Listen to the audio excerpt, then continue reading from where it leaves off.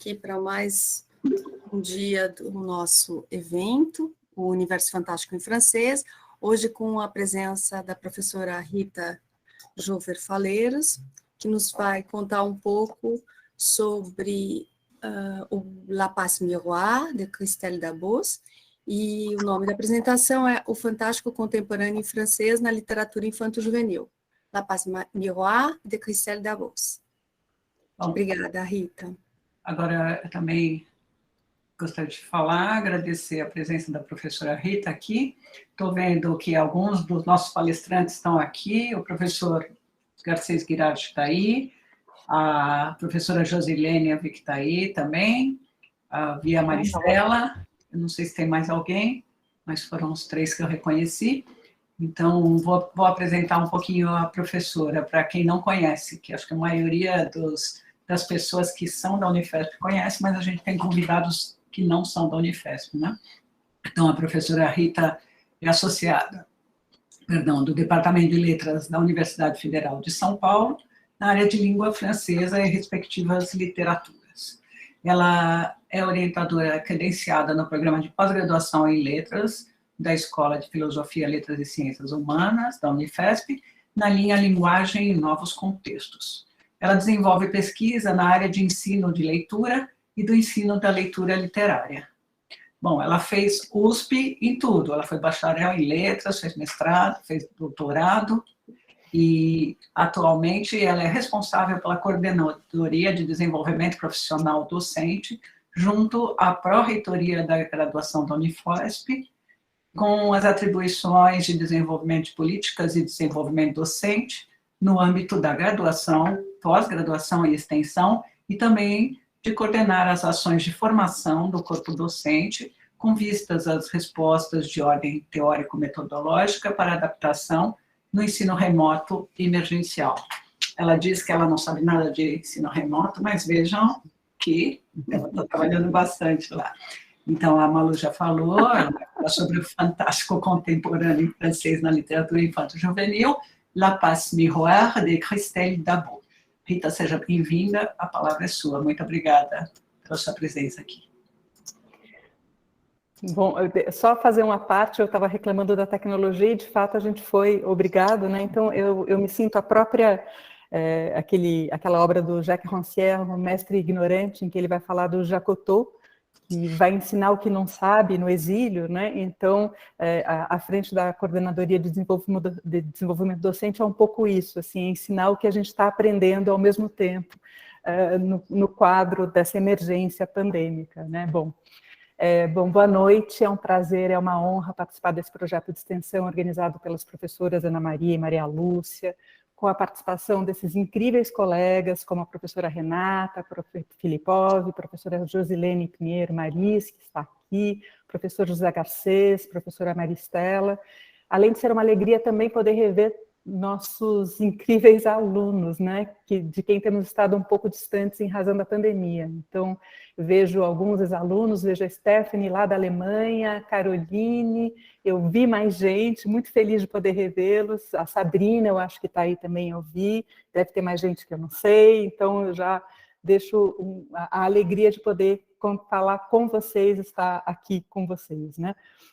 Então, mais uma vez, obrigada, Ana, obrigada, Malu, e parabéns pela iniciativa. Assim, há 15 dias, a gente teve a oportunidade de assistir a fala do professor Garcês sobre o fantástico e o projeto moderno, seus sentidos, seu histórico, seu contexto de emergência, desenhando com brilhantismo, e se tratando do professor Garcês, não poderia ser de outra forma, um ethos fantástico, que emergia como resposta a uma relativa vacuidade de um triunfo racionalista, se eu anotei corretamente algumas observações do professor há 15 dias, né?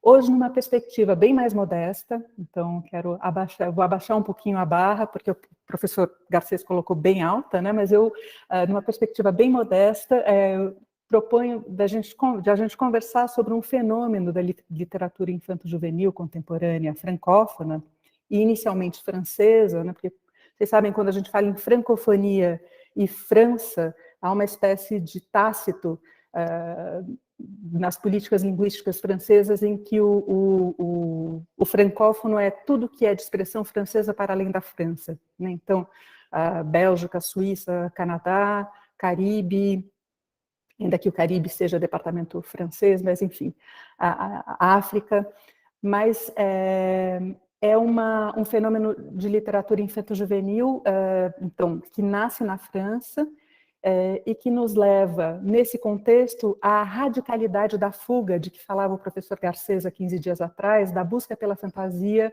na constituição de mundos alternativos em uma temporalidade imaginada, né? Nesse sentido, minha proposta é de fazer uma breve introdução à saga La Passe Miroir, cujo título em português ficou A Atravessa Espelhos. E isso porque, na verdade, quando Ana e Malu me convidaram para participar do evento, meu primeiro impulso foi falar de Guy de Maupassant. Claro, quem pensa em fantástico francês pensa no incontornável Orlá, sobre o qual não pronunciarei mais nenhuma palavra, pois seremos brindados pela futura fala da professora Ana Luísa sobre esse tema. Então, sem spoilers aqui. A gente vai aguardar a professora Ana Luísa para contar tudo para a gente sobre o Orlá. Pensei que poderia falar sobre obras que não recebem tanta atenção ao longo da formação nas disciplinas de literatura, cuja tarefa recai sobretudo sobre a leitura e análise do cânone literário francês, francófono e francês, seja porque a discussão sobre o papel dos best-sellers contemporâneos na formação dos leitores também é, em alguma medida, pouco tematizado no contexto dos cursos de graduação. Bom, de toda forma, meu propósito aqui é, nesse contexto de extensão, de um projeto de extensão, dar a ver um fenômeno da literatura infanto-juvenil que começa na França, com a publicação do romance Les Fiancés de l'Hiver, cujo título em português é Os Noivos do Inverno, que foi publicado em 2003 pela editora Gallimard e que ganha uma repercussão em escala mundial entre 2013 e 2019. Essa saga é da autoria de uma jovem francesa, ela tinha 33 anos quando da publicação do primeiro volume, e atualmente é Christelle Dabos, e atualmente é uma saga traduzida em 10 idiomas, entre eles o português. Eu vou pedir para a Ana, por gentileza, passar para o segundo slide. Esse primeiro slide, bom, o primeiro que vocês viram já configura o universo no qual a gente transita, construído, configurado por Dabos, né, por Christelle Dabos. E com efeito, a razão por que tomei conhecimento da obra foi justamente em virtude desse sucesso em escala mundial. Em 2015, fui contatada por uma editora brasileira que me pediu um parecer acerca do potencial interesse que a publicação dessa obra no Brasil poderia suscitar. Devo dizer, a título de honestidade e transparência, que eu era certamente uma presa fácil, pois fui uma leitora adicta da saga do Hobbit e Senhor dos Anéis na juventude e também confesso que aguardava com impaciência, ano após ano, pela publicação do novo volume de Harry Potter. Também devo dizer, em minha defesa, que desconhecia totalmente a Passe Miroir e seu retumbante sucesso. Mas fui realmente surpreendida pela competência com que a autora, Christelle Dabos, provavelmente inspirada e provavelmente leitora, como eu fui do Senhor dos Anéis, de Harry Potter, de Game of Thrones, soube constituir um universo, sua cosmogonia, origens, valores, tensionamentos, e nesse universo a trajetória de uma heroína míope, desajeitada e tímida, Ophélie, a moça que podia lançar mão de espelhos como meio de transporte e cujas mãos sabiam ler a história e os sentimentos de objetos, e, portanto, dos seus donos, o que fazia dela uma leitora profissional. Essa é a nossa heroína. E por que Ophélie podia ler sentimentos e objetos inanimados? Porque pertencia à família dos animalistas, da Arca Anima, seu planeta de origem, onde os objetos têm vida, em um mundo dividido entre clãs, planetas e arcas, né? Então, é uma saga que começa em 2013 com os Noivos do Inverno, que se situa num universo pós-Terra. Houve um cataclisma misterioso que acabou com a Terra. E nesse cataclisma, se criaram arcas, que são famílias, grupos, são arcas flutuantes, cada uma com a sua singularidade, com seus habitantes, com seus poderes, e essas arcas, então, flutuam no espaço. Cada arca representa uma família. E aí eu só queria mostrar para vocês, nesse primeiro slide, La Passe Miroir, que é o slide que, de abertura mesmo, da editora aqui.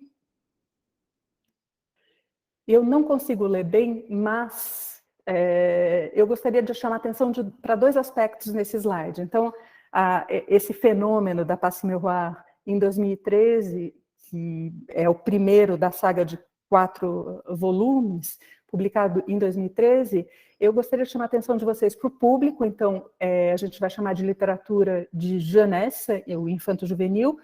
Vocês veem lá em cima, a partir de 12 anos, a idade prevista, mas o público alcançado por essa saga foi de jovens adultos, num filão que se situa como fantasia, ou originalmente, e é por isso que eu ousei trazer essa obra para falar do universo fantástico francófono, com a categoria recomendado pela Educação Nacional, um fantástico. Então, essa obra foi catalogada como aqueles... a Educação Nacional é o Ministério da Educação francês, e a Educação Nacional faz a lista daquelas obras que são recomendadas para os jovens leitores em função da idade, né? Então, esse universo configurado pela Christelle Dabos passou a ser integrado também no repertório escolar francês. Só um segundinho, porque a minha tela desconfigurou aqui um minutinho. Achei, pronto. Ana, você poderia avançar, por gentileza? Então, em primeiro lugar, eu gostaria só de mostrar para vocês as capas. São 4 volumes, a gente vai ver as capas integrais, né? A primeira a gente já viu, Os Noivos do Inverno, Les Disparus du Clair de Lune, Os Desaparecidos do Clair de Lune, A Memória de Babel e Os Ecos, a Tempestade de Ecos, a gente já vai ver daqui a pouquinho. Aí, por gentileza, a gente vai ver a Ophélie, e eu gostaria de chamar a atenção de vocês para a Ophélie. Quando a gente faz uma pesquisa, se puder avançar, Ana, por favor, quando a gente faz uma pesquisa de imagens, a profusão de imagens a propósito da Passe Miroir é incrível, é formidável. Essa é a Ophélie. Vendo essa imagem da Ophélie, em quem a gente pensa? Pensando que ela é uma heroína de uma saga... Harry Potter, né? Ela tem os óculos, ela pode ser a Hermione, ela tem o cachecol, Então, a gente percebe que o imaginário do fantástico, da fantasia, dessa literatura, e é uma autora que nasceu em 80, então, que é uma provável leitora de Harry Potter, né?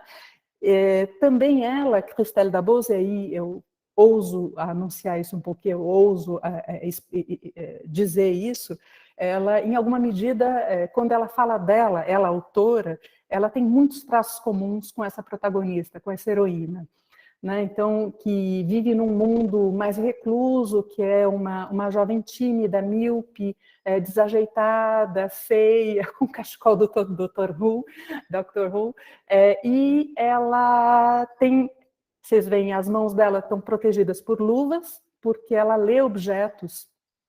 Então, é muito cansativo, é muito exaustivo ler tudo que o objeto pensa. Então, ela usa luvas para se proteger um pouco de tanta informação.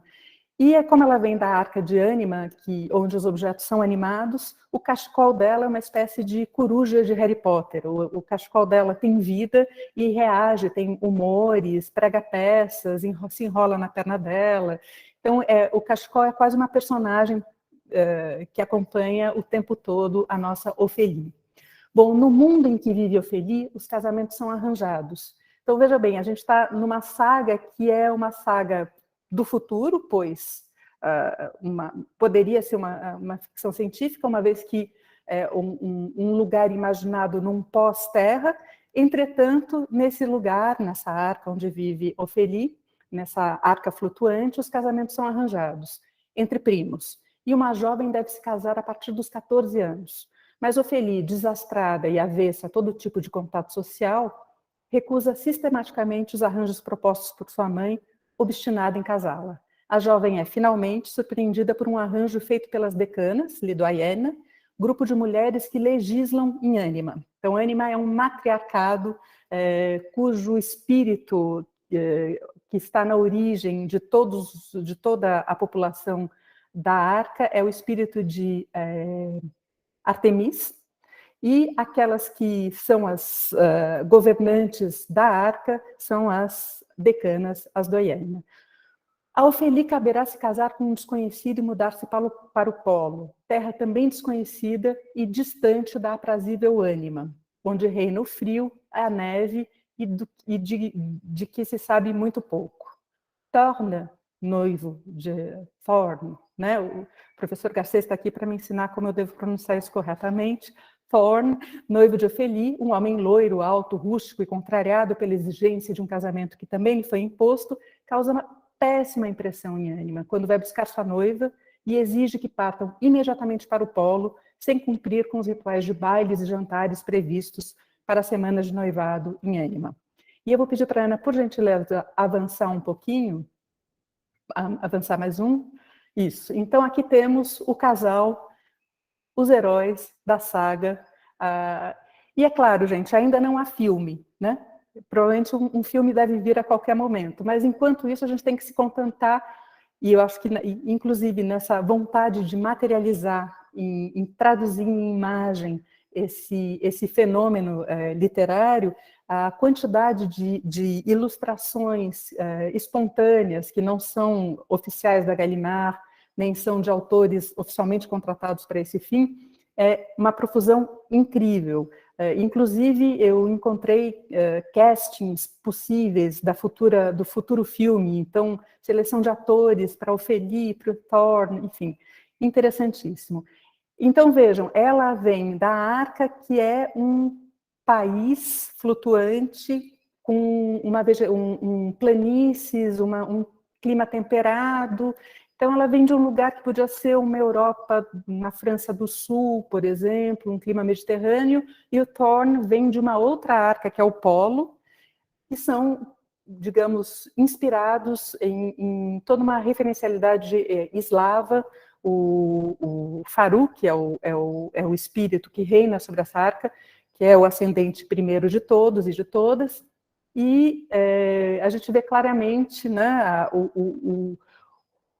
o Mediterrâneo e o norte europeu juntos nesse casamento arranjado. Bom, Ophélie e Thorn partem para o polo com sua tia e madrinha, a viúva Roseline, responsável por zelar pela castidade da sobrinha no intervalo de 1 ano, prazo para a realização do casamento no inverno. Daí os fiancés de l'hiver, ou os noivos do inverno. Ao longo da viagem, madrinha e afilhada vão se surpreendendo com os gestos bruscos do noivo e com o mistério acerca da vida que lhes espera em seu destino. Thorn, o poder de Thorn é de se lembrar de tudo. Ele tem a capacidade de uma memória integral sobre tudo e todos desde o seu primeiro dia de nascimento.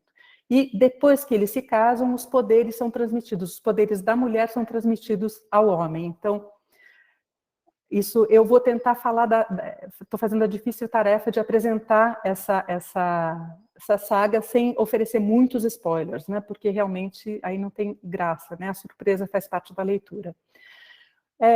Bom, eles então vão para o Polo, que é outra arca flutuante, fria, e cuja capital é Cita-Ciel. Eu tenho um bicho que me persegue aqui, Cita-Ciel.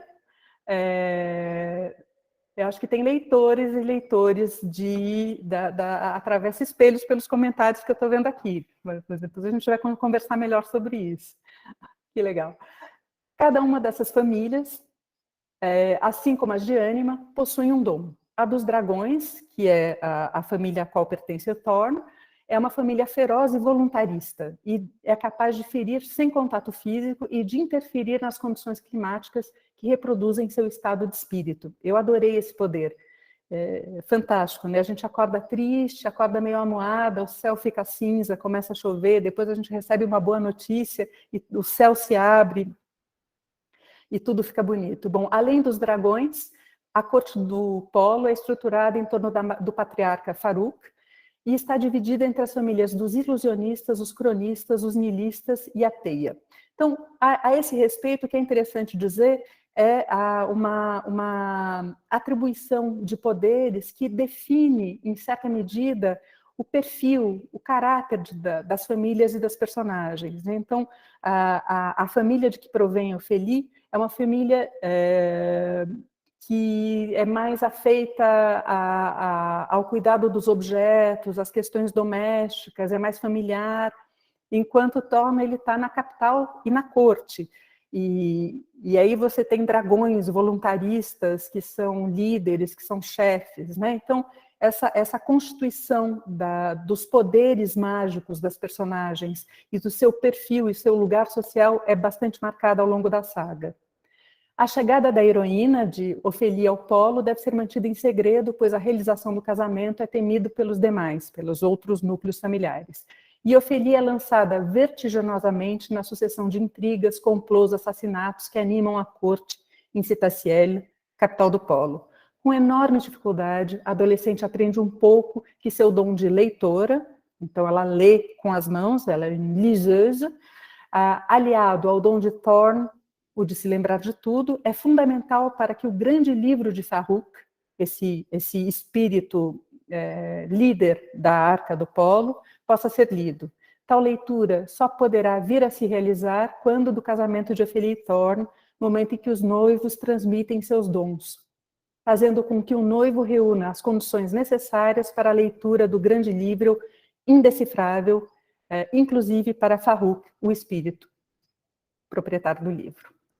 Bom, enquanto vive as peripécias e perigos que a corte lhe reserva no território diplomático do embaixador, onde ninguém pode ser assassinado, mas onde acidentes acontecem a desafetos todo o tempo, Ophélie experiencia sentimentos ambíguos pelo noivo, animosidade, curiosidade, confiança, medo, ciúme, interesse. Esse, o noivo, também oscila em relação à noiva, de quem se aproxima progressivamente ao longo da obra. Bom, o primeiro volume se encerra quando Ophélie vai ser apresentada a Farouk, para poder contar com sua proteção até o dia do casamento com Thorne. Eu vou parar de falar sobre o romance do ponto de vista do plot, porque cada livro reserva surpresas e o próprio encadeamento entre eles se enunciado, né, mata uma série de curiosidades que a gente tem, e essas curiosidades a gente gosta de alimentar um pouco, né? Claro que a gente lembra dos direitos do leitor, com Daniel Pennac, que diz que a gente tem o direito de começar o livro pelo fim, que a gente tem o direito de pular página, mas eu aqui vou respeitar as leitoras e os leitores conosco. Bom, em relação à saga, o que eu poderia dizer? Bom, em primeiro lugar, que eu recomendei a publicação dela pela editora brasileira, porque eu achei que era uma trama bem construída, que tem uma boa evolução de peripécias, que tem uma caracterização das personagens relacionada aos seus dons, que me parecia também um fator bastante atrativo, uma sucessão de mistérios e soluções bem construídas, uma escrita fluida com alto poder de adesão, um recurso à magia, à fantasia para a constituição dos diferentes ambientes. Por outro lado, algo que me pareceu bastante singular em relação a essa saga é que um dos aspectos relevantes da configuração da intriga tem uma dimensão romântica, nos desencontros de Ophélie e Thorne, de maneira talvez um tanto ingênua para os jovens leitores do século XXI. Eu não sei, eu coloco até isso um pouco como uma questão para aquelas e para aqueles que já estão familiarizados com a obra. A virgindade parece altamente valorizada, os aspectos relativos à sexualidade são tratados de forma bastante moralista, o que pode ser interessante, talvez, para um filão mais conservador. Enfim, eu achei um aspecto singular em se tratando de um romance, digamos, de um pós-terra, né? Foi algo que me surpreendeu. A heroína é uma moça aparentemente feia e desinteressante, mas cujo coração é puro e é plena de virtude. Então tem um aspecto romanesco muito forte e uma miscelânea cultural, então, seja por conta das arcas, seja por conta das referencialidades. Então, a arca na terra, que digamos, seriam os resquícios da terra, se assemelha à Espanha, por exemplo, a elementos gregos, elementos nórdicos, elementos mediterrâneos, bref. Bom, a obra consegue mobilizar os recursos de sucesso de fenômenos literários recentes, como Harry Potter e Game of Thrones. Do primeiro, de Harry Potter, a autora configura um universo em que a crônica das pequenas coisas do cotidiano ganha uma dimensão mágica. E os poderes de cada uma das personagens estão diretamente relacionados a aspectos da sua personalidade. Então, há uma construção pertinente, interessante nesse sentido. Assim, a Echarpe, né, esse cachecol surrado que frequenta o pescoço de Ophélie, se comporta como uma serpente de estimação. E Berenilde, tia de Thorne, viúva pertencente ao clã dos dragões, é uma linda mulher sensual e voluntariosa que submete Ophélie aos ataques de suas garras invisíveis quando contrariada por alguma razão. Então, existe uma marca nesse sentido relativa à sexualidade das personagens, que também é uma singularidade da obra bastante interessante. Do segundo Game of Thrones, a autora mobiliza o tema das intrigas letais da corte, onde ninguém pode ou deve confiar em ninguém, e onde todos tramam pelo poder. Bom, a leitura da obra é muito agradável e realmente convida a horas de dedicação exclusiva. Como a obra não se restringe a um universo cultural específico de um país, ela ganha ao mobilizar o imaginário mais amplo, já constituído por essas obras que a precedem. Então, se por um lado há uma série de referências à cultura europeia, a elementos da antiguidade clássica ou do mundo eslavo, por outro, essa suspensão literal, porque os planetas flutuam no espaço, né? Essa suspensão promove uma ideia de supressão de nacionalidades, de país. Né? O pertencimento se dá por meio de um ancestral primeiro, esse espírito da família que, por sua vez, foi criado por Deus. Né? E esse aspecto da narrativa é bastante marcada da religiosidade também, né? Desse Deus criador que se comunica com as pessoas, que escreve bilhetes e que assume formas de pessoas. Pronto, já falei um spoiler, não era para fazer isso. De pessoas ao longo da saga. Então,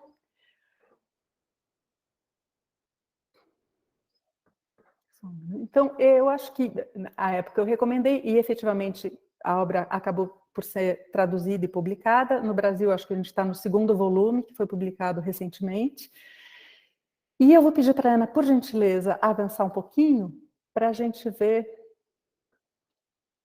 Bom, então a gente tem os habitantes de ânimo, os habitantes do polo, as famílias das quais a gente já falou, a Arca na Terra, que é um lugar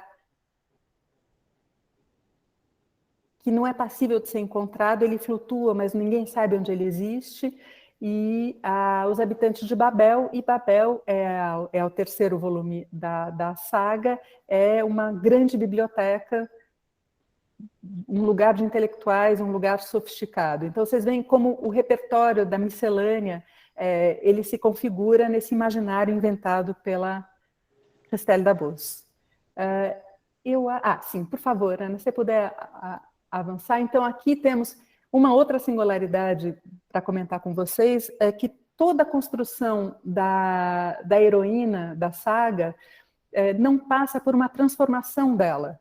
A gente está bastante acostumado, numa visada romanesca, a ver heróis que começam intimidados, feios, e que florescem, que desabrocham. Né? O próprio Harry Potter, ele é um órfão excluído, e de repente ele se descobre um grande herdeiro, um príncipe, e aqui a Ophélie ela permanece sendo desajeitada, tímida, insegura. Entretanto, toda a iconografia dos fanfics, do Pinterest, então, a gente vai visitar um pouco. Sim, O quarto já foi? Ah, é ótimo, eu não sabia. Ela é sempre bonita nas representações, é muito difícil. Eu tentei procurar uma Ofélie que se assemelhasse mais ao que eu li a respeito dela, a sua descrição. Mas ela é sempre uma heroína lindíssima, seja com cabelos curtos, mais jovem, mais velha, mas ela é sempre linda. Então, como é interessante esse fenômeno de recepção, que assim, do meu ponto de vista, precisa construir essa heroína a ser desejada, né? Que ela não pode ser real como a autora a construiu. Depois a gente tem, Ana, por gentileza, o quadro. A Ana está me salvando hoje, porque acho que a quantidade de imagens dos slides deixou a apresentação muito pesada, e eu aqui, com a minha internet precária do interior, não estou tendo uma visualidade como eu gostaria. Então, esse aqui é o imaginário. A gente tem a Artemis aqui à direita, a gente tem o Farouk, que são não são deuses, são os espíritos de cada uma das arcas. Então, os mais importantes, o Thorn, que é esse do clã do dragão, e a Ofélie ao lado dele. Então, é sempre essa diferença entre um homem rude, rústico, duro, bravo, e essa moça tímida, constrangida, míope, sensível, que está tentando entender como foi parar nesse lugar, né? E o universo, Ana, por gentileza. Então, as arcas e seus espíritos, que são ânima, polo, arca na terra, Babel, e uma miríade, mais 17 arcas que são mencionadas, que por vezes desempenham um papel maior ou menor na trama, mas concretamente os dois núcleos mais relevantes são ânima e polo, as arcas de origem dos protagonistas. Bom, esse fenômeno, a gente vai passear um pouco agora sobre alguma produção iconográfica referente à saga. Eu fiquei bastante surpresa. A gente tem aqui, na sequência, eu vou pedir para a Ana apresentar os 4. Vejam, olha, a ilustração do polo. Aí, na sequência, eu acho que é Babel, Ana, por gentileza. La Passe Miroir, Babel. E o terceiro, Primeira Viagem, da Ofélie, né, quando deixa a ânima e vai para o polo. Na sequência, por último, esse sim, Laurent Gapaillard, que é o ilustrador oficial da Gallimard para as capas da saga. Mas por que eu estou trazendo isso? Eu vou mostrar para vocês daqui a pouco. Essa saga ganha uma amplitude tão significativa que há uma exposição hoje na cidade de Épinal, no nordeste da França, dedicada a Passe Miroir, às imagens criadas em função da leitura da obra, mas que não são, digamos, uma iniciativa, mais uma vez, nem da autora, nem da editora, o que eu acho um fenômeno de recepção bastante interessante de observar. Bom, a gente vai passear só um pouquinho pelas capas agora.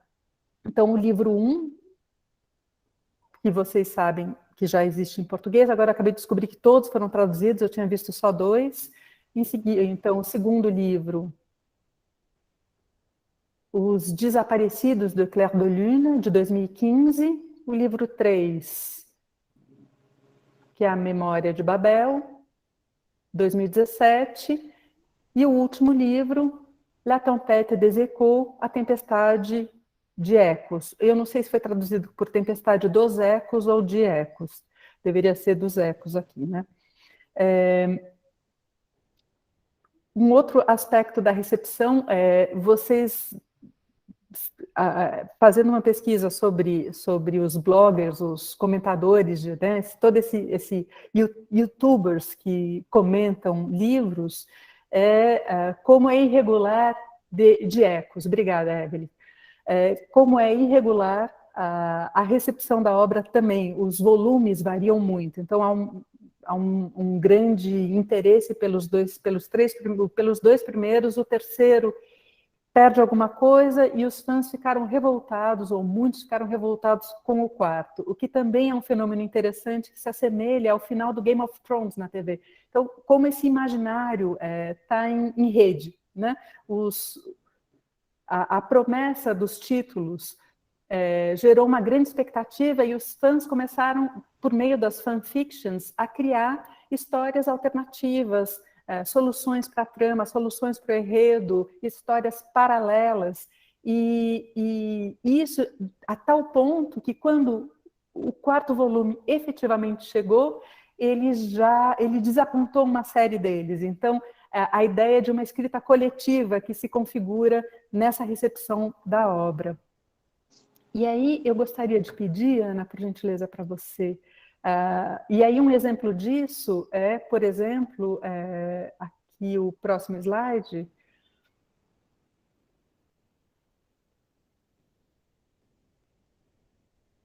Bom, aqui em português, né, o anterior, o número 1, esse é o número 2, foi publicado em 2019. Eu não tinha visto que os dois últimos já tinham sido traduzidos e publicados. Então, por exemplo, aqui, Le Périple de Thorn, né, uma fanfiction da Passe Miroir. Então, no terceiro volume, eu não li, gente, eu só li eu, na verdade, não terminei o segundo, para ser muito honesta com vocês.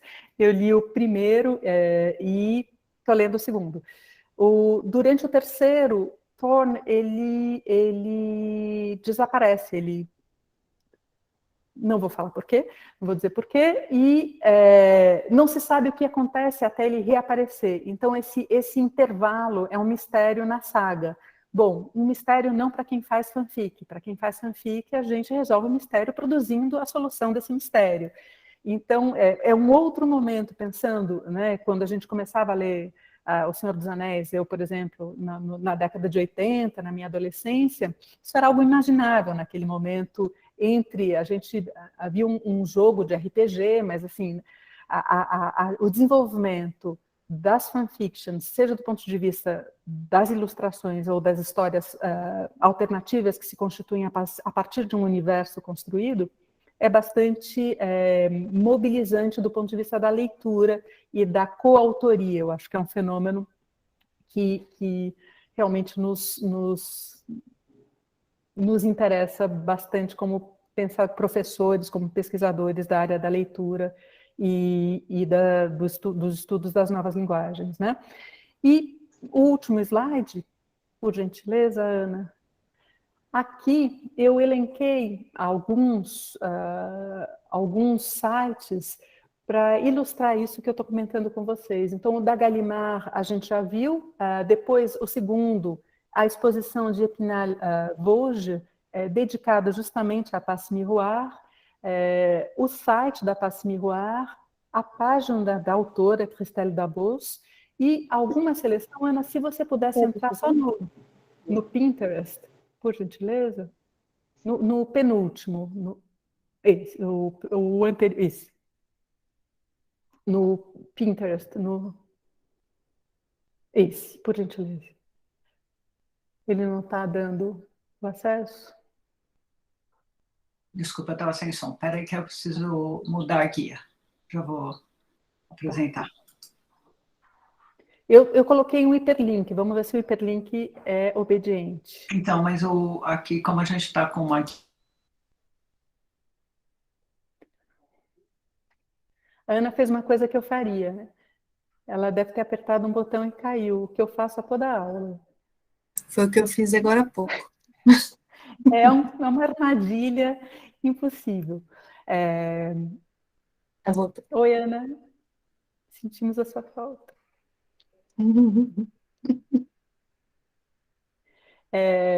Eu achei interessante mostrar para vocês, por um lado, a profusão a profusão de imagens, então, né, dando traduzindo, digamos, a narrativa que não é ilustrada, né, nenhum dos livros, nem no formato primeiro, nem no formato de bolso é ilustrado. Aí, Ana, se você puder só rodar um pouquinho a página para a gente ver as representações, né, desse Thorn, dessa Ophélie, que é realmente um eixo romanesco, né, dos heróis prometidos que acabam se apaixonando, né, mas que a rigor não seriam, não se aproximariam.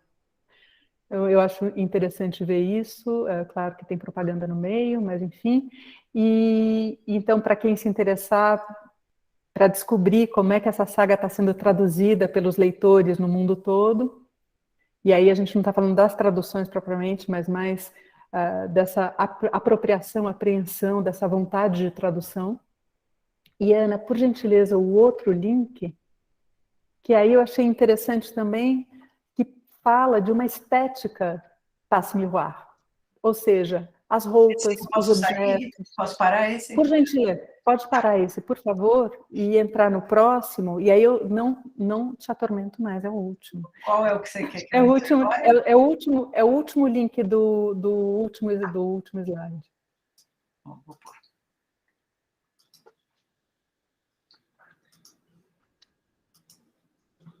Veja vocês. Oi? Está indo? Está indo, está indo. Então, vocês estão vendo à esquerda, né, a gente tem objetos que remetem a esse universo, na própria página da Gallimard, uma das classificações bom, fantasia, fantástico, e também Belle Époque, né? Belle Époque, a gente diz Belle Époque em português, né? Não há uma tradução para esse período, mas é uma estética de roupas, muito espartilho, muitos coques volumosos de cabelo, então acho que remete, a Malu pode ser nossa interlocutora preferencial nesse sentido, né? Esse universo romanesco de muitos do salão da corte, dos códigos de conduta, dos valores morais, que se por um lado a gente está falando de arcas com espíritos que as animam distintos, há uma espécie de comum de conduta que aparece em todas elas e que projeta aí um universo de valores e de comportamento bastante singular, constituído pela autora, né?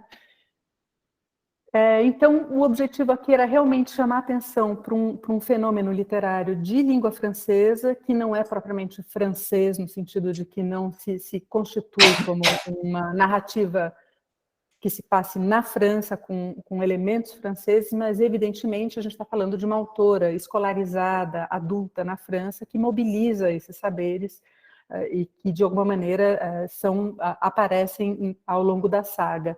E de ver de que maneira essa repercussão do romance coloca também uma saga, um best-seller, que trabalha na constituição de estratégias narrativas que se assemelham muito a Harry Potter, ao Senhor dos Anéis, mas num universo marcadamente feminino, né? Diferentemente das marcas, sobretudo do Senhor dos Anéis, em que a gente está falando de um universo em que os homens, e são os homens os protagonistas, com eventualmente personagens femininas que cumprem um papel bastante restrito na trama. E ainda que todos sejamos fãs da Hermione em Harry Potter, o grande duelo se dá entre Harry Potter e aquele cujo nome não pode ser pronunciado. Bom, acho que uma das singularidades dessa obra consiste nessa constituição, nessa participação de maneira mais protagonista, não só da heroína, mas de todo o universo feminino que está à volta dela, né? Bom, falei um monte, eu sei que tem um monte de leitor aqui da Passe-Miroir, da Travessa Espelhos, então eu não sei como é que vocês gostam, se vocês quiserem comentar, conversar, perguntar, me explicar coisas que eu não entendi da leitura, eu estou totalmente à disposição aqui. Rita, muito obrigada, a sua fala foi incrível, suas imagens incríveis, eu deixei parado aí porque eu localizei esse óculos do Harry Potter aí, que é exatamente idêntico, e me chamou a atenção também o que você falou a respeito da echarpe dela, que é uma serpente de estimação. Então, será que essa Passe-Miroir também é o espelho do Harry Potter? Ela é o feminino do Harry Potter, o Harry Potter que não é mulher, mas que foi feito encontrar uma vontade de fazer uma personagem como Harry Potter, só que no mundo feminino? Olha, acho que faz muito sentido. A saga do Harry Potter, eu imagino que eu ainda não fiz essa pesquisa, que deve haver já uma fortuna crítica a respeito do Harry Potter, mas é bastante singular as condições de produção da obra. Na origem, a autora, antes de virar um sucesso mundial, né, de mudar, de construir um capítulo na história da literatura infanto-juvenil ocidental, ela era alguém que estava passando fome, praticamente, né? Era alguém que estava numa situação de penúria, com uma filha pequena, um filho, enfim, e que escrevia o Harry Potter e apresentava os originais, e as editoras recusavam, e esse aspecto da crônica do cotidiano do Harry Potter me parece bastante aproximado de uma crônica inglesa dos costumes, né? A gente tem a família de classe média, os tios, que são os algozes de Harry Potter, e em alguma medida é quase uma vingança a um determinado grupo social que possivelmente é um grupo que a autora conhece bem, quer dizer, algo contemporâneo nessa narrativa. É claro que o Harry Potter, diferentemente da saga da Passe Miroir, ele acontece hoje na Inglaterra, né? Ele não está situado num tempo antes ou depois, ou numa suspensão do Era uma Vez, né? Ele não se inscreve nos códigos da fábula, tal como a gente conhece, ao colocar em paralelo o nosso mundo dos humanos e o mundo dos bruxos. É uma transição entre os mundos e não um mundo construído integralmente num pós-terra. Então, a Passe Miroir, a gente não sabe, ela pode ter 18 anos, 19, ela é uma adolescente, então a saga se transcorre, ela começa provavelmente com 17 anos, porque ela já é uma solteirona aos 17 anos, e nesse sentido, Ana, eu acho que tem um espelhamento realmente muito significativo dela ter uma vida pacata, inicial, ela trabalha ali na biblioteca do tio, avô, ela sabe que não vai casar, ela não tem expectativas de futuro, ela não sabe quem ela é muito bem, e um evento a coloca num universo totalmente distinto. E acho que o aspecto do gênero é realmente algo bastante recorrente ao longo da narrativa. Mas como um espelho interessante, eu não tinha pensado nisso, né? Ela atravessa espelhos e ela espelha o grande herói de toda uma geração, ou mais de uma geração dessa literatura. Sim. Eu fiquei bem encantada. Infelizmente eu não li, porque o meu não chegou. Eu fiquei feliz que tinha em português, né? Porque em francês ia demorar muito para chegar, mas no final não chegou.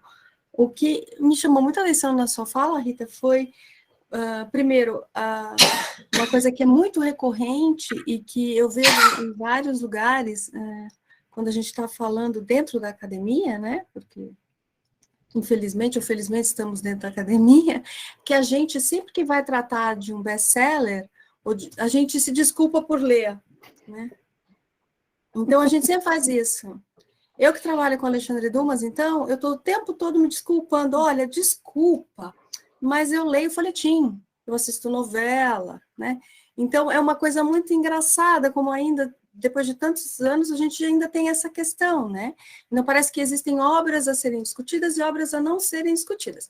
Dentre as obras a não serem discutidas, o que a gente chamava nos anos 70 de paraliteratura, que é um termo horrível, né? Que a própria academia cunhou para tratar dessas obras, né? Que era uma coisa muito maluca. Teve um colóquio super importante que chamava paraliteratura, né? Você fala, né? Então é muito estranho como ainda a gente, apesar de todas essas mudanças que a gente tem na relação entre leitor, autor e todo o mercado editorial e a internet que anda em paralelo, a gente ainda acaba recorrendo a isso, né? Então, eu me vi e falei, nossa, eu faço a mesma coisa, porque toda vez que a gente vai tratar de alguma coisa que não está no cânone, a gente parece que precisa falar, ó, então eu leio, tudo bem para você? Vamos discutir isso. Então, isso é uma coisa muito engraçada, né? ainda a gente parece que essas obras elas têm que pedir permissão para entrar. E, no entanto, essas obras são, de certa maneira, muito a porta de entrada de vários leitores dos cânones. Muitos leitores de Flaubert passaram pelo Harry Potter, passaram por todos, né, todos os outros livros. É como se a gente tivesse que se desculpar de ter lido o Tronco do IP para depois chegar no Machado. Olha, eu li o José de Alencar, eu li o Tronco de IP, mas eu também li a Capitu depois, quando eu fiquei mais velha. Né? Então, é muito interessante a gente se ver, né, nisso, porque eu falei, nossa, é o que eu faço. E a gente acaba tendo que... Meio refém, né? Como refém de um cânone que, afinal, somos nós mesmos que construímos. Nós ou nossos antecessores, né? Então, a academia também tem que se repensar nesse sentido, que nós fazemos o cânone, né? E em que medida o leitor também faz parte dessa construção de cânone, afinal. Isso é mais... Escreve para ser lido, né? O professor José Garcês, eu acho muito interessante isso que você está dizendo, Malu, assim, particularmente interessante, porque se por um lado os nossos currículos estão dedicados ao cânone, por outro, num círculo um pouco vicioso, a gente acaba educando para a leitura do cânone. Então, na universidade a gente oferece o cânone e ensina como ler o cânone. Como se o folhetim do Eugène Sue, como se o folhetim como se todo esse universo folhetinesco, romanesco, não fosse constitutivo dos leitores do cânone, né? Então, é uma vida paralela. E a gente está vendo um monte de jovens aqui comentando a leitura da Passe Miroir. Ora, isso não está previsto no nosso currículo, isso não tem lugar de assento no nosso currículo. Não tem. Entretanto, os leitores são formados, apesar disso, por essas leituras. Então, a gente desconsidera um elemento absolutamente constitutivo da formação do leitor por não reconhecer a legitimidade dessa discussão no ambiente universitário. Exatamente. Mas eu quero ouvir também o professor. É uma conversa de loucos, em suma, né? Porque faz parte da bagagem de todos nós. Né? E o Alexandre Dumas é um autor nesse caso, que ele não está na academia, né? E nem na academia, nem no Panteão e nada disso, porque ele fez sucesso, ele não era cânone à época dele. E quando a gente fala de um Balzac, a gente esquece que o Balzac também não estava no cânone à época, ele entrou posteriormente. Né? E que escrevia para ganhar a vida, né? Que escrevia exatamente. E aí também tem essa questão, se você escreve para viver, você não é bom, só é bom aquele que é um celibata, o nefeblibata, né? Que é o cara que fica lá, que não precisa, então ele escreve por puro prazer, como se a criação não viesse da fome, inclusive, né? Da necessidade de comer. Como a autora. O Radwan Nassar essa escritora do Tu Não Te Moves de Ti, meu Deus, uma autora brasileira, cujo nome me escapou agora, eles se falavam semanalmente por telefone para comentar as novelas que eles estavam vendo na Globo. Então, dois cânones da literatura brasileira que falavam sobre novela. Professor José... Com certeza. Aí fazendo um requiem ao Gilberto Braga, que morreu a semana passada. Pô, que é aquilo, né? Excelente, dramaturgia excepcional. Herdeiro de um Balzac, né? Por que não? Vou, então, abrir para as perguntas. O professor Guiraj está já aí com a mão levantada. Passo a palavra para ele.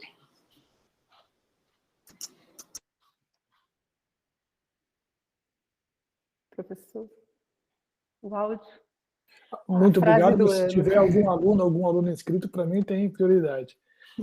Queria primeiro agradecer, dar boa noite para todo mundo, agradecer sempre a Maria Lúcia e a Ana Luísa por permitir que a gente possa fazer essa conversa tão boa, e agradecer demais a professora Rita, que fez uma coisa que eu acho fascinante, que é o grande professor de literatura leva o leitor ao texto. Ele faz que a gente se entende pelo texto. Acho que está todo mundo aqui procurando na internet esse texto, e a Rita fez uma coisa dificílima, que é seduzir para o texto sem estragar o texto, sem apresentar os detalhes do texto. Então, realmente fantástica a exposição, no sentido do termo, muito lindo como apresentação e como essa capacidade de como a literatura nos seduz mesmo, nos fascina e nos faz pensar, eu quero ler isso. E isso, para mim, é a função de quem trabalha com a literatura, com a leitura como você, e vai ser um pouco nessa linha a minha pergunta para você, mas antes vou colocar só uma coisa que me passou e que provavelmente é pontual, mas que talvez dê para conversar uma outra hora, quem sabe tomando um vinho, que é uma personagem central dessas escritas narrativas é Alice, e ela passa através do espelho, né?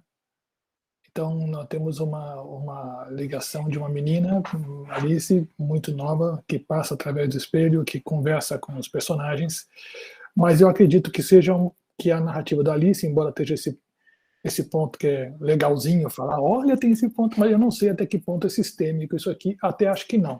Então, queria te perguntar um pouco, Rita, primeiro, de novo, agradecendo enormemente, assim, isso para mim vale ouro que você fez de seduzir pela leitura. Mas um pouco você está falando da questão do cânone, né? Você e Maria Lúcia estavam falando bastante disso e tal. Mas aí, minha provocação é a seguinte. Normalmente, quando a gente fala literatura infanto-juvenil, a gente já coloca, olha, literatura só que não, certo? literatura para dumps, né? Para nerds. Se você que ainda não sabe ler, leia isso aí. E essas narrativas, como você colocou aí, primeiro, claro que eu entendo que elas são narrativas de infanto-juvenil na medida em que elas são projetadas editorialmente para um público de uma certa faixa etária. Acho até a questão da virgindade, a Daniele colocou, acho que tem um pouco a ver com isso mesmo, né?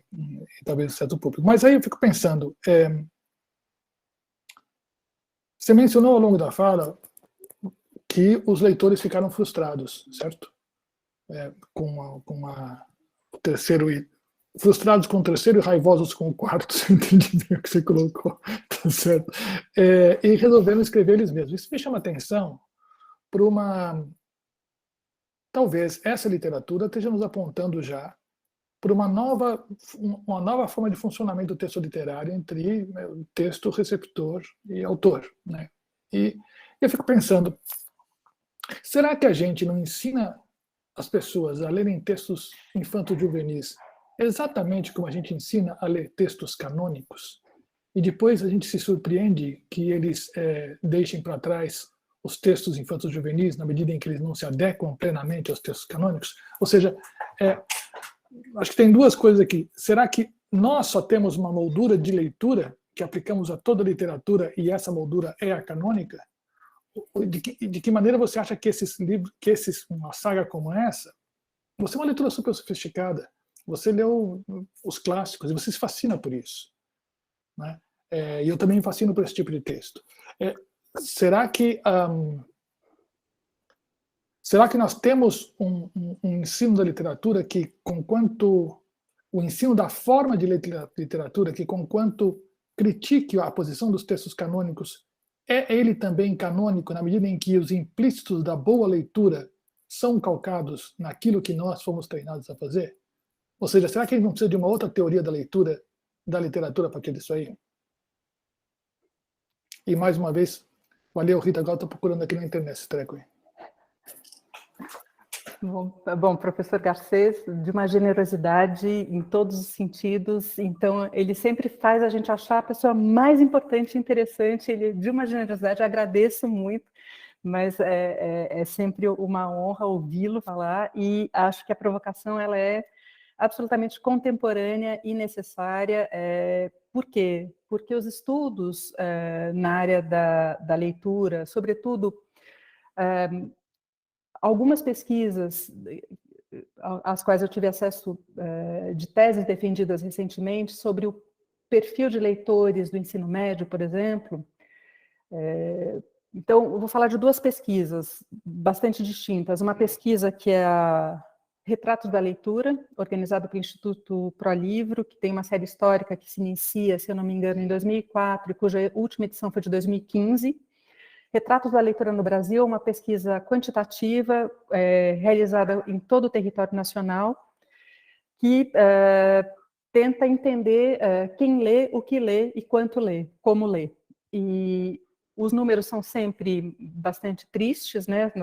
E a própria definição de leitura da pesquisa é bastante generosa, porque para ser leitor para o instrumento de pesquisa, basta ter lido um parágrafo, uma página, a parte de um livro no intervalo de 3 meses. Isso configura um leitor, ou seja, é bastante generoso. E apesar dessa generosidade, o número de leitores é bastante baixo, inclusive entre professores, o que parece bastante chocante, porque todo professor lê no mínimo, a gente imagina, um parágrafo para dar aula, né? Mas, enfim, isso posto, o que aparece bastante na pesquisa é que a faixa etária do ensino fundamental, então até o 9º ano, tem um número de leitores bastante importante e gosta de ler por prazer.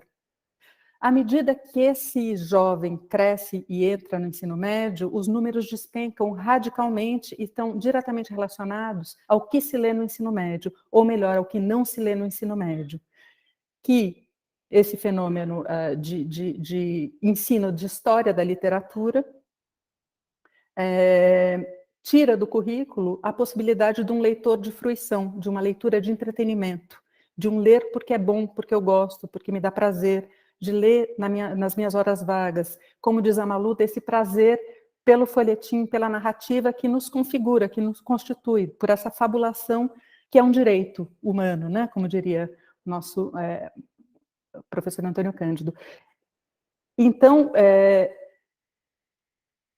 à medida que a literatura fica séria, nós perdemos leitores, mas ela fica séria no sentido de que ela tem que ser tratada com seriedade. Então, se Balzac, num primeiro momento, aparece como folhetim, ele hoje tem de ser lido seriamente, né? Quer dizer, você não pode se apropriar da obra com liberdade. Então, acho que talvez, nesse sentido, a gente ensine a ler de uma maneira talvez sisuda. A gente tem que tratar o texto com seriedade, a gente tem de saber identificar no texto as suas forças, a sua inscrição histórica, questões teóricas, né, de uma teoria, de teorias, seja mais linguísticas, mais marxistas, enfim, a gente tem aparatos teóricos que, em alguma medida, passam a ser mais importantes do que a própria leitura da obra.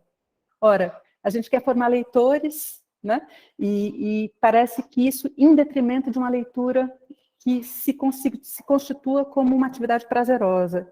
E esse ler a sério talvez seja um dos aspectos que ler seriamente todo tipo de obra, ensinar um modo de leitura, talvez afaste um pouco os nossos jovens do ensino básico, do amor pela leitura e pelos livros. E, por outro lado, indo bem ao encontro, acho que do que você está colocando, Zé, vou falar Zé porque eu sempre chamo o professor José Garcês de Zé, então vai ser difícil não dizer Zé. Eu estava tentando manter aqui o protocolo e o decoro, mas desculpa aí, gente. Zé, é muito bom.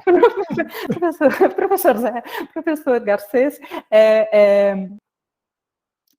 uma pesquisa de doutorado que foi feita pela professora Gabriela de Oliveira Rodella, que é professora atualmente da Federal do Sul da Bahia, mas que fez esse trabalho em São Paulo, na Faculdade de Educação. Ela foi estudar os hábitos de leitura dos jovens em situação de escolarização, né? Então, jovens do ensino médio, de uma escola de periferia e uma escola particular da região oeste de São Paulo. E os números são interessantíssimos. Esses alunos se declaram não leitores, e eles não gostam de literatura. Fato 1. Fato 2. Esses leitores consomem vorazmente toda essa paraliteratura. Então, por um lado, eles não se reconhecem leitores porque eles não leem o que eles deveriam ler na escola, ou pelo menos eles não gostam de ler aquilo que eles deveriam ler na escola. Por outro, eles são leitores contumazes, que não só leem como, que maravilha, escrevem, né? Então, que há uma espécie de comunidade secreta ou clandestina que acontece entre os jovens, e aqui os nossos alunos, as nossas alunas sabem muito melhor desse fenômeno do que nós, né? Eles que têm que ensinar isso para a gente, que é esse fenômeno de adesão ao texto, de fruição, de expectativa, de lazer, né? de corte de ficcionalização, de criação de mundos alternativos, que passa à revelia da escola, quando eu acredito que a gente deveria trazer isso para dentro da escola, porque em última análise, o que me importa é que se leia, né? E que se saiba falar sobre o que se lê, né? Você pode ler a Passe Miroir, você pode ler Candide, você pode ler Flaubert, você pode ler Machado, você pode ler Paulo Coelho. Você sabe falar sobre a leitura, você sabe refletir, falar das estratégias que você lança a mão, descrever seu gosto, explicitar as razões por que você acha aquela obra boa ou ruim, ou interessante, ou porque ela deva ser lida ou não. Será que não é isso que a gente deveria levar em consideração? Eu acabei falando muito aqui, me alongando muito. Não sei se...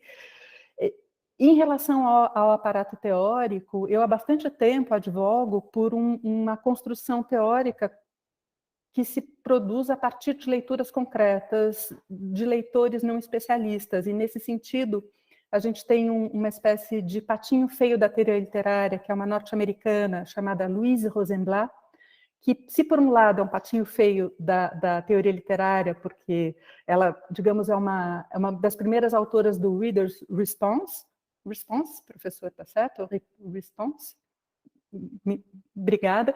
Por outro, ela formou gerações e gerações de educadores a partir de um modelo teórico que é a leitura transacional e o fomento à leitura para que se fomentem sociedades democráticas, né? Então, ela foi uma autora negligenciada pela teoria literária norte-americana. Inclusive,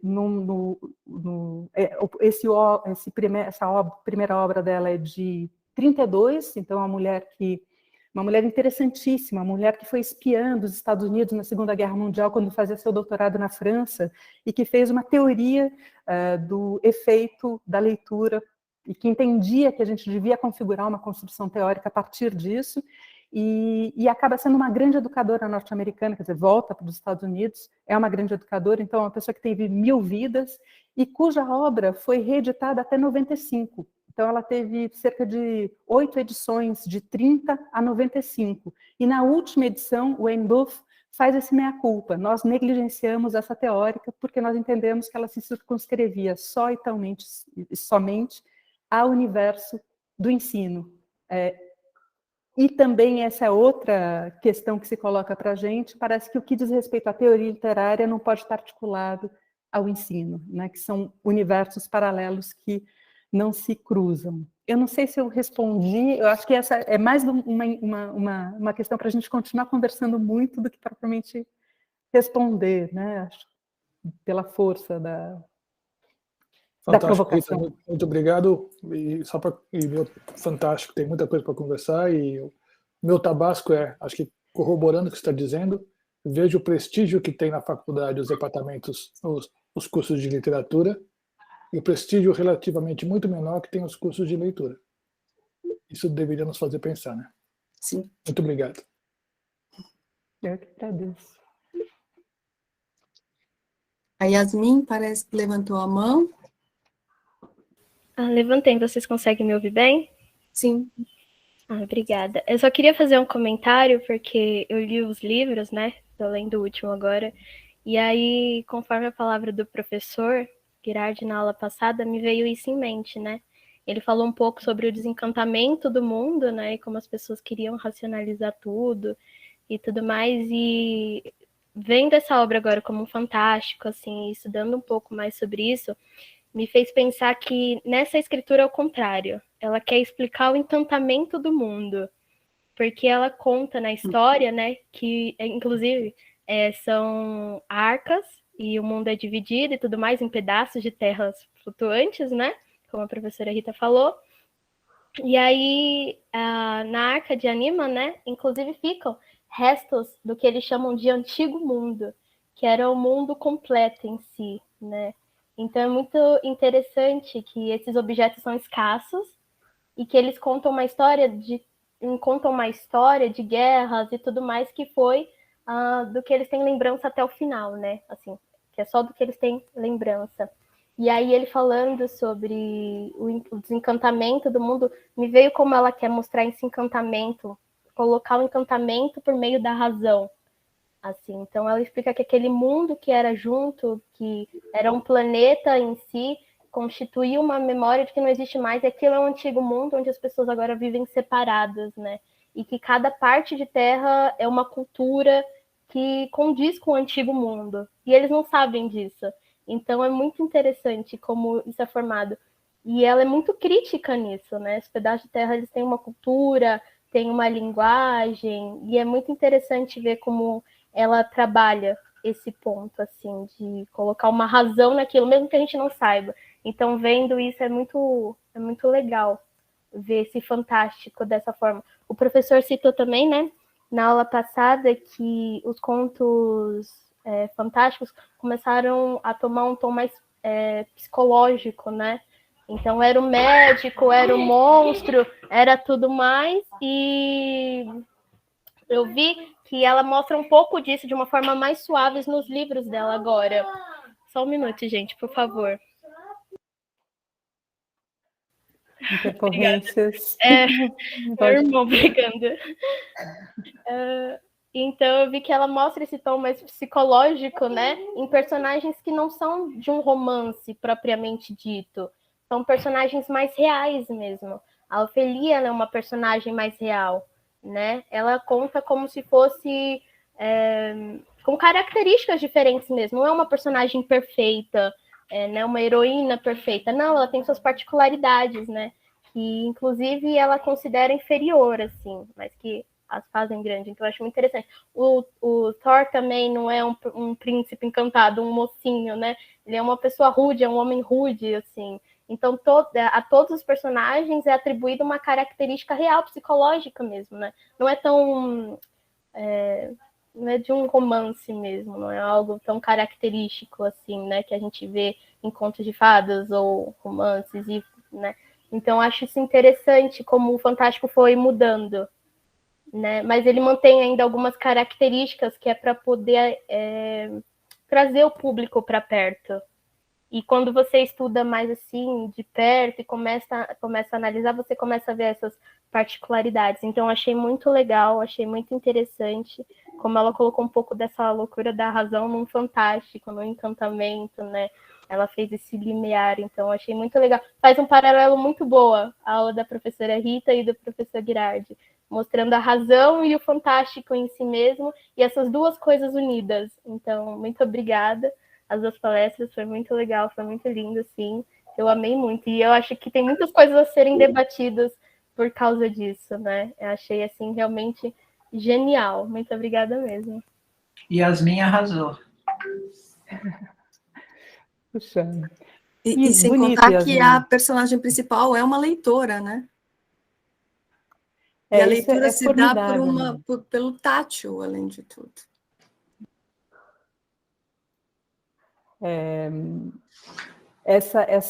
Acho que é interessante refletir, Yasmin, acho que um estudo sobre essa saga, pensando quais são as singularidades desse contraponto. O professor Garcês falou da Alice, realmente, que atravessa espelhos, e os bullies fazem o chá das 5, quer dizer, sem dúvida, isso é sem dúvida uma referência forte para a obra, mas pensar como é que uma autora francesa, nascida na década de 80, vai configurar esse universo da fábula num pós-mundo, né?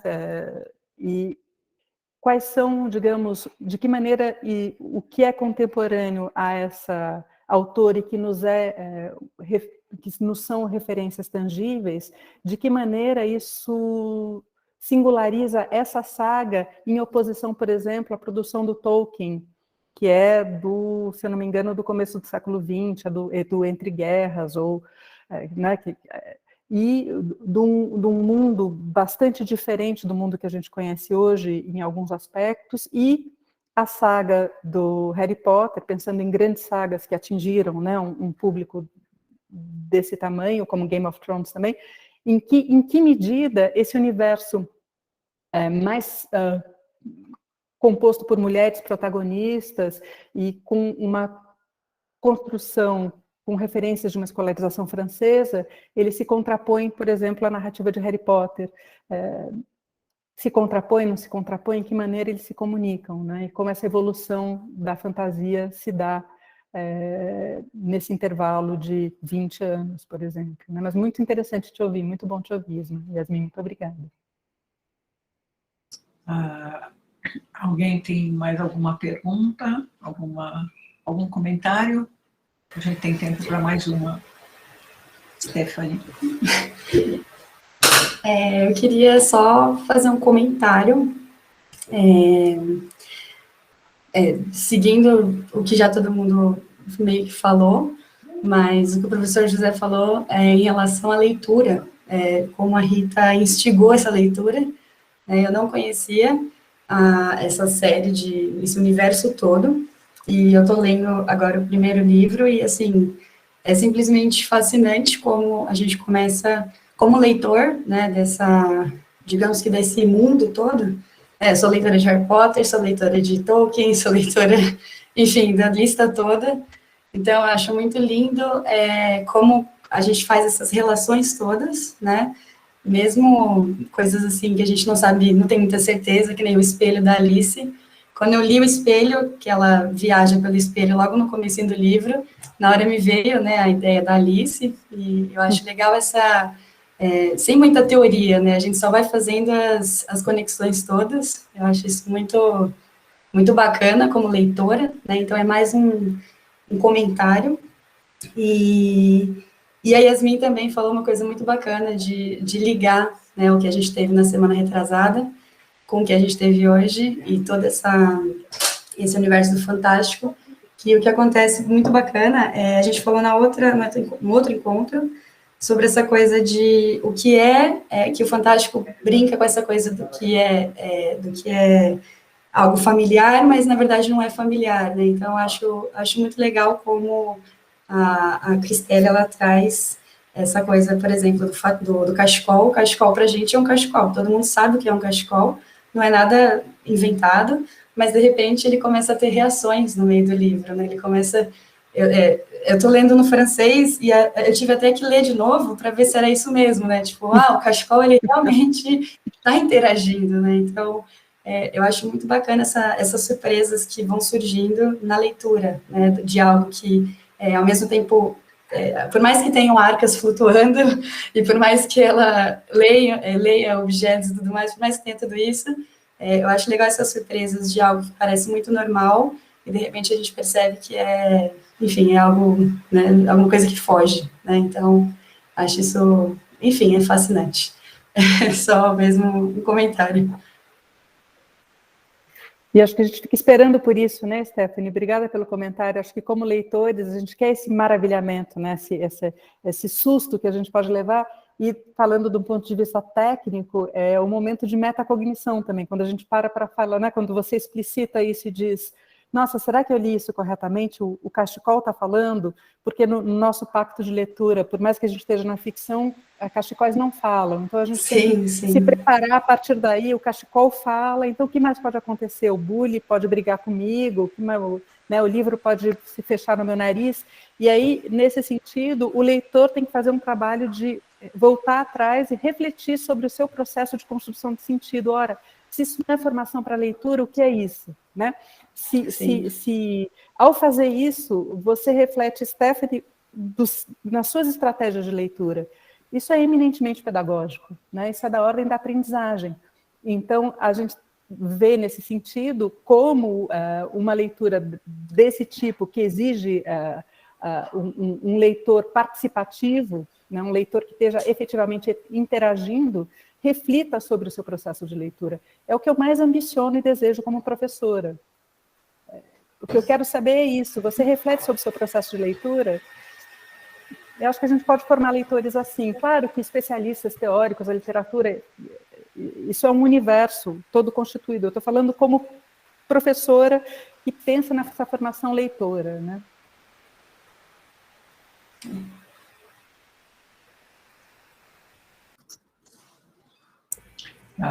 Acho que ninguém mais tem perguntas. E outra... A Maristela vai falar.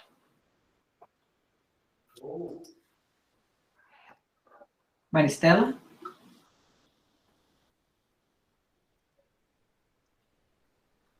Maristela, a gente não está te ouvindo. O áudio está desligado. Seu microfone está fechado, Maristela.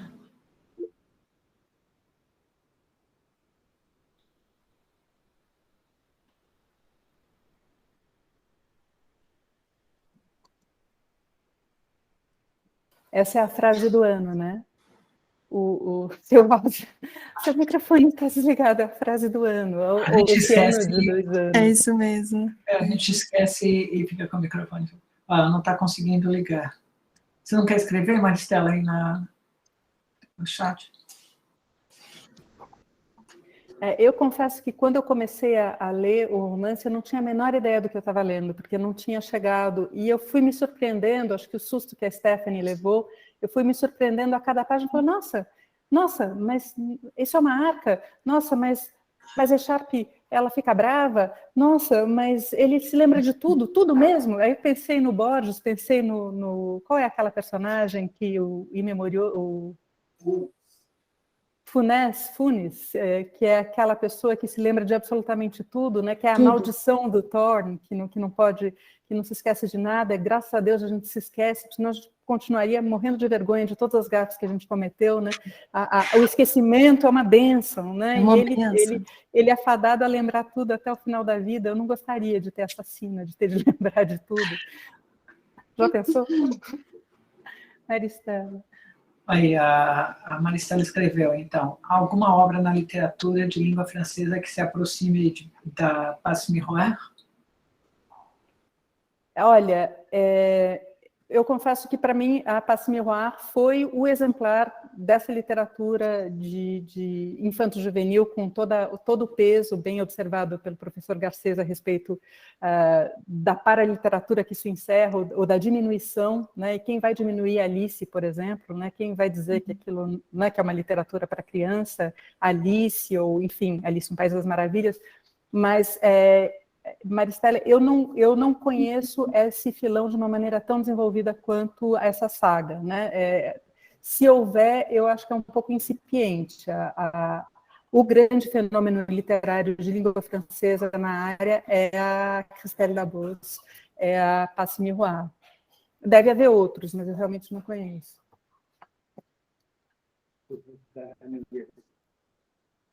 O que eu acho super interessante também pensar é a apropriação que esses novos leitores fazem da obra, né? Isso eu acho que é uma maneira de leitura, de recriação, sabe, de apropriação mesmo, né? Que é muito fascinante, né? Então, essas fanfics, esses desdobramentos dos arcos das personagens que foram esboçadas e que, de repente, criam outras histórias. Isso é maravilhoso, né? Esse universo incrível. Eu lembrei da autora que conversava com o Radan Nassar sobre novela, era Hilda Hilst. Só a Hilda Hilst. Então, eles se ligavam e passavam horas no telefone discutindo os capítulos de novela. Quer dizer, então, como isso permeia, né, o nosso imaginário, nossas representações, nossos gestos. Então, realmente a gente tem uma tarefa importante de pensar essa literatura na escola, né? Que literatura, por quê, com que objetivos, né? Como? Acho que a gente tem aí um bom trabalho a desenvolver. Assim, muita gente pensa, né? A gente tem uma produção de pesquisas bastante importantes do ponto de vista do diagnóstico desse problema. O que nos falta hoje, eu diria um pouco, são respostas metodológicas para esse problema. Acho que esse é um trabalho que a gente tem que fazer, mas que não está ainda... e a escola é um pouco conservadora nesse sentido, né? Dizer para os professores de literatura mudarem aquilo que eles ensinam, ou como eles ensinam, quando se construiu uma vida inteira como pesquisador e como professor, também é algo bastante desestabilizador, né? Não reproduzir as maneiras como se aprendeu. Mas, de fato, acho que é um desafio nosso. Eu acho que talvez, digamos, procurar um meio termo, abrir a porta para o que é considerado baixa literatura, né? E trazer a alta literatura para o resto do chão, sabe? É tipo assim, leia Os Miseráveis como se fosse algo de hoje, né? Produza a partir dos Miseráveis, faça um diário de leitura, crie, pense, encene, sabe? Mastigue o texto, crie outra coisa, e por outro lado, vamos ler a produção que é considerada, que está para fora dos cânones, né? Vamos ver o que isso mobiliza. Eu acho que procurar equalizar as duas, porque eu acho que a gente tem dois mundos muito estanques, isso que é o problema, né? A gente tem a alta literatura, que é o Flaubert, que é o intocável. Imagina, eu vou fazer uma fanfiction do Flaubert, não, né? Ele está lá endeusado por um lado, e o outro lado, a literatura que as pessoas gostam de ler, mas que não conseguem entrar na academia. Acho que são mundos muito separados, que na verdade são muito próximos, né? Ou podem estar muito próximos. Agora eu vou fazer uma provocação aqui, talvez seja porque vocês estejam muito fechados na literatura, e talvez se a gente pensar nas novas formas de linguagem, com certeza, e como vários campos, inclusive da intermedialidade, no qual eu tenho feito estudos, tem modificado bastante essa questão. Eu já vi que a Daniele está aqui, ela fez algumas observações.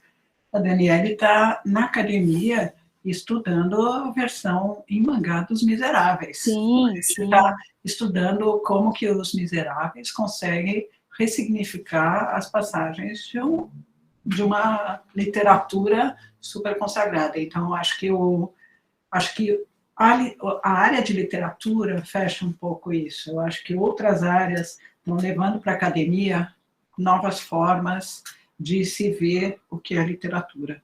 Com certeza, com certeza. E isso acho que aos poucos vai chegando nos outros, né, degraus escolares, digamos assim. Mas, em certo sentido, Ana, não só tem o fechamento, como há uma forma de ensinar a ler o que é o clássico. Sim. Então, você não é apenas ler o clássico, né, mas é ensinar um modo de leitura do clássico, o que é provavelmente uma forma um pouco mais verticalizada. E se a gente pensar numa leitura participativa que gera, por exemplo, esses ambientes wikis de construção coletiva de narrativas alternativas, você tem regras de recepção que se configuram nessa comunidade, mas que não são, cujos cânones são internos, né? E a gente tem um cânone de transmissão e de emular formas de ler aquilo. Então, em alguma medida, a gente ensinaria como a gente deve ler Machado. Então, a gente educa para a recepção de Machado, não na relação que esse leitor contemporâneo lê, porque ele lê Machado. Mas se a gente pensar um pouco no Yaus, que falava de constituir uma história da literatura por meio das perguntas que os diferentes momentos históricos fizeram àquela obra literária.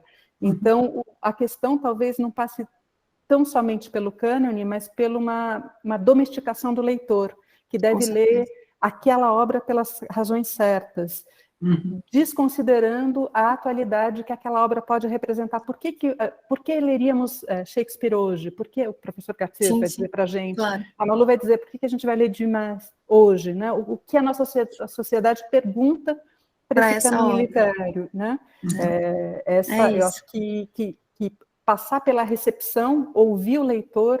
A Daniele, né, confirmou aqui também um canal de uma youtuber que não se considera leitora e lê vorazmente, né? Por que essa leitora, que tem um canal, que é conhecida por ler, não se considera uma leitora? O que lhe falta, afinal, né? Mas ler a moda de, né? Desculpa. Isso, e aí eu brinco com os alunos que é fazer uma pergunta nova para o texto velho, né? Tipo, e aí, o que hoje esse texto pode? Por que ler, né?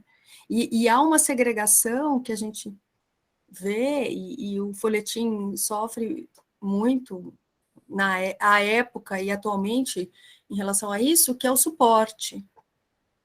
Publicou pela Gaimar, é bom. Publicou em jornal, é ruim. Publicou na internet, é ruim. Publicou na Companhia das Letras, é bom. Né? E isso vai se configurar muito no século XIX, né? Que o suporte faz a qualidade do texto que está impresso. Então, quando vê o quadrinho, fala, não, mas isso aqui é... Né? Então, tem um ranço aí que precisa ser apagado, né?